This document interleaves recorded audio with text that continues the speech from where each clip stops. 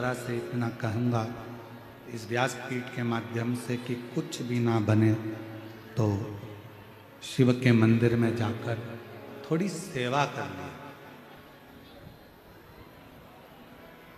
शंकर के मंदिर में जाकर थोड़ी सेवा कर ली।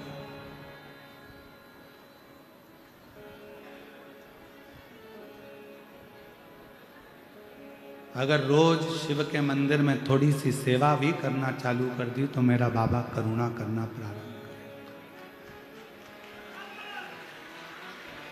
पार्वती मैया का भाग्य देव ऋषि नारद जी बता रहे हैं कि इनको ऐसा पति मिले।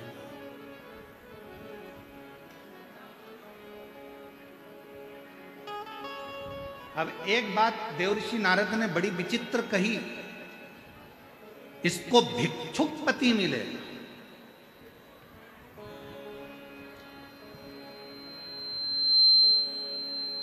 तुम्हारी किस्मत में मान लो दुख लिखा है, तुम्हारी किस्मत में अगर कोई तकलीफ लिखी है, तुम्हारी किस्मत में अगर कोई तकलीफ दुख कष्ट लिखा है, परेशानी लिखी है, और यदि भगवान शंकर की आराधना आप कर रहे हैं तो वो सारी दुख तकलीफ आपकी नहीं रहेगी, देवादिदेव महादेव की हो जाएगी और महादेव उसको संभाल, शिव उसको संभाल।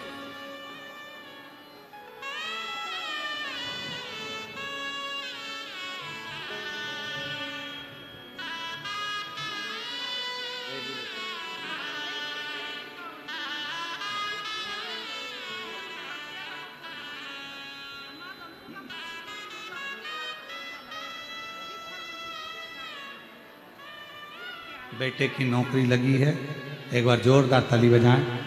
सीहोर बाबा की कावड़ भरी, खूब हृदय से आनंद से बाबा से प्रार्थना करी, और हमारी तरफ से सबको निमंत्रण है। सावन महीने में 6 अगस्त को बाबा की कावड़ सीहोर में भराई गई। वैसे तो जब 5 जुलाई से 9 जुलाई तक गुरु पूर्णिमा महोत्सव होगा, 10 जुलाई को शिव दीक्षा महोत्सव होगा, गुरु पूर्णिमा महोत्सव, और 10 जुलाई से 8 अगस्त तक श्रावण का महीना चलेगा। बाबा की कावड़ 6 अगस्त को भराई। जो गुरु पूर्णिमा महोत्सव पर सीहोर आ रहे हैं उनसे भी निवेदन है, भाव से बाबा से प्रार्थना करो, और जो गुरु पूर्णिमा महोत्सव के यजमान पद ग्रहण कर रहे हैं वो लोग एक नंबर दे रहे हैं, उसी पर आप लोग संपर्क करेंगे 8821073039। इस नंबर पर आप जो गुरु पूर्णिमा महोत्सव के यजमान पद ग्रहण कर रहे हैं वो आप इसी पर संपर्क करें। बन सके श्रावण महीने में पार्थिव लिंग का निर्माण पूजन, शिवजी के मंदिर में जाकर आराधना, शंकर जी के मंदिर में पहुंचकर प्रार्थना, शिव मंदिर में थोड़ी सेवा जरूर करें। संत ज्ञानेश्वर बाबा माउली का ये पवित्र तीर्थ क्षेत्र है चाकरवाई। माउली स्वयं मेरे शंकर भगवान का एक अंश अवतार है, मेरे शिव का एक रूप है। आप जब भी माउली बाबा की इस पवित्र समाधि पर जब जाएं और जब दर्शन करें, हम पहले दिन हमको महादेव महाराज लेकर गए थे वहां दर्शन के लिए, जब आप जाएं वो दर्शन करें तो आपको ये ज्ञात होगा कि थोड़ी देर अगर आप मां दर्शन करेंगे, समाधि का स्मरण करेंगे, हाथ का स्पर्श करेंगे, तो आपको लगेगा जैसे कोई 12 ज्योतिर्लिंग का एक हम स्पर्श कर रहे हैं, शिव का स्पर्श, भगवान शंकर का स्पर्श। ऐसी पवित्र भूमि है चाकरवाली, सिद्ध क्षेत्र है।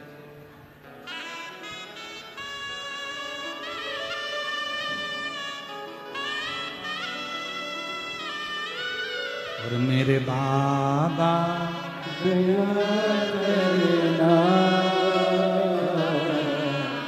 मेरे माँ को आँखों में कैंसर हो गया था, एक ऑपरेशन करा लिया था, डॉक्टर ने कह दिया था कि फिर कैंसर हो गया और हार गई थी। आखिरी में शिव जी की शरणागति ग्रहण करी, रात को 12 बजे वाला शहद का प्रयोग करा और आज माँ पूर्ण तरह से स्वस्थ है और कैंसर भी नील है। एक बार जोरदार ताली।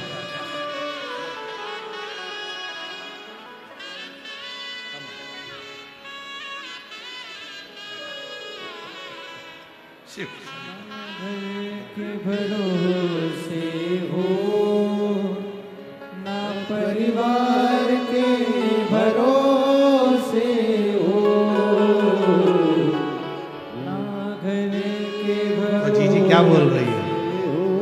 वो अभी जीजी आई ना, वो कह रही है 4 साल से शंकर जी को छोड़ी नहीं हूं मैं, तो पकड़ ली।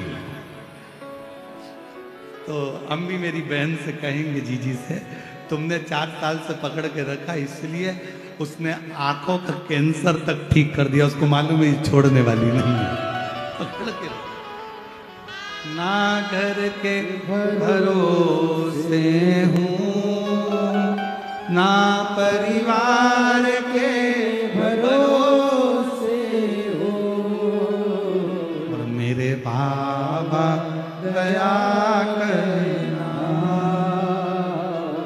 मैं तेरे भरोसे हूँ।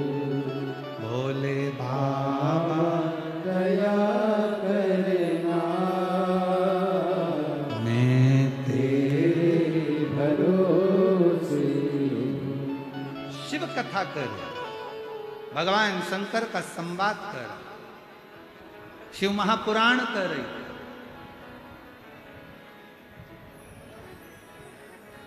नग्न वेशधारी भिक्षुक,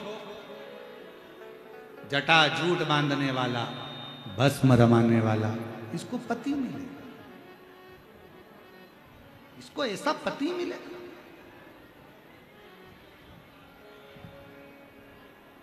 मैनावती धो रही थी, हिमालय राज्य ने कहा जो ललाट पर लिखा है उसे कोई टाल नहीं सका है। ललाट पर लिखे हुए को भी अगर कोई टाल सकता है तो देव ऋषि नारद ने भी कहा कि वो देव अधिदेव महादेव ही टाल सकता है। शंकर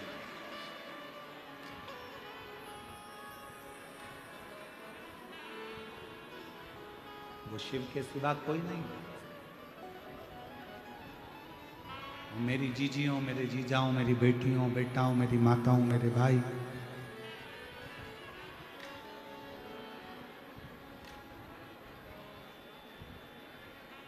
शिव जी कहाँ रहते हैं?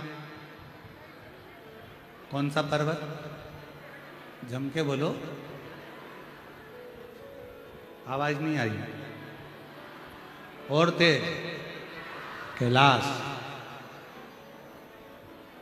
दुनिया के लोग कहते हैं शिव कैलाश पर रहते हैं, पर शिव महापुराण की कथा कहती है शिव कैलाश में नहीं, शिव विश्वास में रहते हैं। आपका आप जितना भरोसा करोगे, आप जितना विश्वास रखोगे, जितनी दृढ़ता रखोगे, शिव तुम्हारे सामने, शंकर तुम्हारे सामने। आप विश्वास की दृढ़ता बनाओ। एक लोटा जल लेकर भगवान शंकर के मंदिर जाते हो तो भरोसा रखकर जाना कि मेरा काम मेरा शंकर करेगा। श्री शिवाय नमस्तुभ्यम का जाप करो तो इतना विश्वास रखना कि मेरा शंकर मुझे संभाल लेगा। घर के दरवाजे पर अगर श्री शिवाय नमस्तुभ्यम लिख रहे हो तो ये विश्वास, स्लिप चिपका रहे हो तो ये विश्वास के साथ चिपकाना कि ये घर अब मेरा नहीं है, ये मेरे शंकर का है और इसमें जो होगा वो शिव का। जिस गाड़ी पर श्री शिवाय नमस्तुभ्यम लिखा है उस गाड़ी को चला रहे हो तो ये सोचकर चलाना कि इस गाड़ी को मैं नहीं, मेरा शिव चला रहा। यहां कोई दूसरा नहीं है, सब वही कर। और मेरा आपकी कृपा से सब काम हो रहा है, करते हो भोले बाबा, मेरा नाम हो रहा है और मेरा आपकी कृपा से सब काम हो रहा है। मेरा आपकी कृपा से सब काम हो रहा है। शंकर भगवान को ना तुम्हारा धन चाहिए, शंकर भगवान को ना तुम्हारी दौलत चाहिए, शंकर भगवान को ना तुम्हारी संपदा चाहिए, शंकर भगवान को ना तुम्हारा वैभव चाहिए, शंकर भगवान को ना तुम्हारी सत्ता चाहिए। शंकर भगवान को अगर कुछ देना चाहते हो तो अपने कीमती समय में से थोड़ा सा समय निकाल कर भगवान शंकर के मंदिर में जाना प्रारंभ कर दो। शिवजी तुम्हारे दरवाजे पर आना प्रारंभ कर दो। महाराज, सबसे बड़ा दान कलयुग का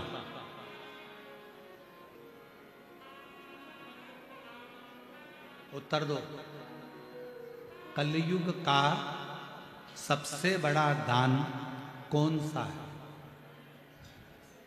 कलयुग का सबसे बड़ा दान कौन सा है? जल्दी उत्तर दो रे भीड़ वालों। अच्छी बढ़िया साड़ी माड़ी कस के आदि कमरिया पे साड़ी आ भाई, भीड़ वालों की बात बोलो।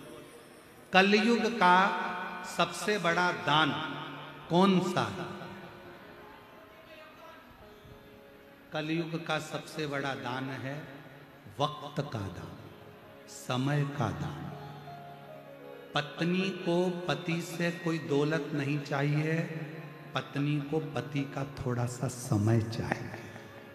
भाई को बहन, बहन को भाई से समय चाहिए। आज के जमाने में धन तो बहुत होगा, पैसा भी बहुत होगा, गाड़ी बंगले भी बहुत होंगे, जमीन जायदाद भी बहुत होगा। कलयुग में सब कुछ होगा। आप धन भी दे दोगे, पैसा भी दान कर दोगे, अन्न भी दान कर दोगे, वस्त्र भी दान कर दोगे, स्वर्ण भी दान कर दोगे, कन्या का भी दान कर दोगे, सारा दान कलयुग में कर दोगे। पर इन दान से भी कलयुग में सबसे बड़ा दान होगा तुम्हारे वक्त का दान। अपने बुजुर्ग माँ बाप को थोड़ा सा समय दो, अपनी पत्नी को थोड़ा सा समय दो, अपने पति को थोड़ा समय दो, अपने बच्चों को थोड़ा समय दो, अपने परिवार को थोड़ा समय दो। जैसे जैसे धन बढ़ता चले जाता है, सत्ता बढ़ती चली जाती है, वैभव बढ़ता चले जाता है, कलयुग जैसे जैसे पांव पसारते चले जाता है, घर में संपदा तो बढ़ती है, गाड़ियां बढ़ती है, दौलत बढ़ती है, फैशन बढ़ता है, सामान बढ़ता है, पर घर में एक चीज की कमी हो जाती है, किसी के पास बात करने का वक्त नहीं रहता, किसी के पास समय नहीं है बात करने।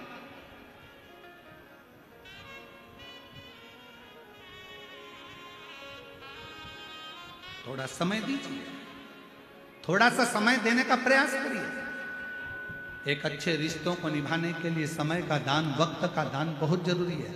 यहाँ क्या कर रहे हो आप लोग? चाकरवाड़ी में आकर क्या करा आप लोगों ने? 3 घंटे नहीं, कथा तो केवल 2.5 घंटे की, 2.75 घंटे की होती है, पर यहाँ तुमने जो समय दिया है, सुबह 8 बजे से 9 बजे से, सुबह 6 बजे से अपने अपने घर से निकली हो, 9 बजे यहाँ पहुँचकर जगह संभाली हो, जगह संभाल कर बैठी हो, इंतजार कर रही हो, ना वॉशरूम जाना, ना कहीं बाहर जाना, खाना भी उतना खाना कि कहीं हमें उठकर ना जाना पड़ जाए, पानी भी उतना पीना कि अपनी इंद्रियों को संयमित करना पड़ जाए, क्योंकि 5-6 घंटे, कथा तो 2.5-3 घंटे की है, पर तुम्हारा नियम, तुम्हारा संकल्प, तुम्हारी बैठक, तुम्हारी इंद्रियों की संयमितता ये कम से कम 8 घंटे की होती है। तुम अपना 8-10 घंटा, लोग कहते हैं भगवान को देते हो 3 घंटा, हम कहते 3 घंटा नहीं, कथा सुनने आते हो उसके 4 घंटे पहले से तैयारी करते हो, कथा सुनकर घर जाते हो, 4 घंटे तक नींद में भी सियोर वाला महाराज दिखता रहता है, शिव महापुराण की कथा दिखती रहती है, कथा कथा कथा कथा चलती रहती है। तुमने अपना कीमती समय मेरे शंकर भगवान को दिया, इसलिए जब विपदा की घड़ी आती है, कोई नहीं आता, तब मेरा देव अधिदेव महादेव नंदी चढ़कर आ जाता, तब मेरा शंकर, तब मेरा ओघड़दानी, तब मेरा शिव, तब मेरा शंभु दौड़ कर आ जाता। आता। ये उसकी उदारता, ये उसकी करुणा, उसकी दया।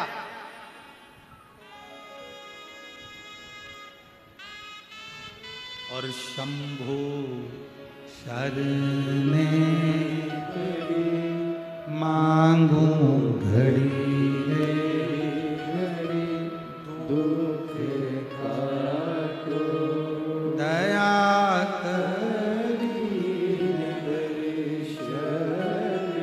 पार्वती जी के ललाट पर लिखा था कि पति ऐसा मिलेगा, पर पार्वती जी ने अपने पिता के मुख से सुन लिया, जगत में सबसे बड़े दो गुरु होते हैं।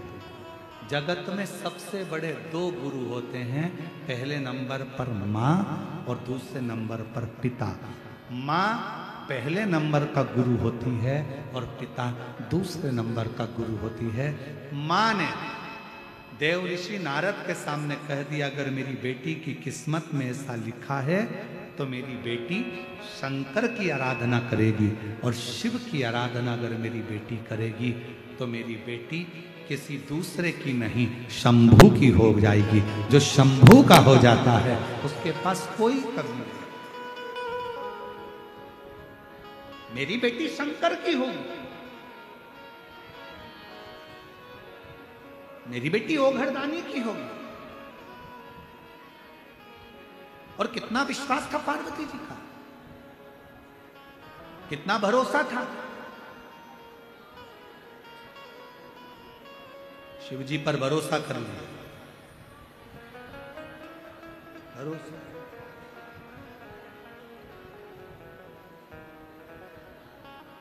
भरोसा रखकर मेरे देव हरिदेव महादेव के साथ में पार्वती जी का विवाह भी हो गया। आपसे पूछे उत्तर दीजिएगा। हिमालय राज, एक राजा की बेटी है माता पार्वती, जिनके घर में कोई संपदा की कमी नहीं, सत्ता की कमी नहीं, वैभव की कमी नहीं। कन्यादान में ढेरों संपदा दी होगी मेरे हिमालय राज ने, पर शंकर भगवान कुछ नहीं बोले। पार्वती जी ने एक भी कन्यादान की सामग्री अपने साथ नहीं रखी। क्यों? मैनावती ने पूछा, पार्वती इतना कन्यादान में से थोड़ा सा दान लेकर जा। उस शमशान में रहने वाला है, कैलाश पर रहने वाला है, कंदराओं में रहने वाला है, उनके पास क्या होगा? इतने में मैनावती से पार्वती जी ने कह दिया, ये दौलत जो कन्यादान में दी गई है, ये हो सकता है कि 4 दिन में पूरी नष्ट हो जाए, पर मेरा पति अगर मुझे रूखी रोटी भी खिलाएगा, वो सुख मुझे 5 स्टार होटल जैसा प्राप्त हो जाए, वो सुख मुझे मिले। हाँ, कभी कभी सहेलियों के घर का ठाट देखती है ना, तो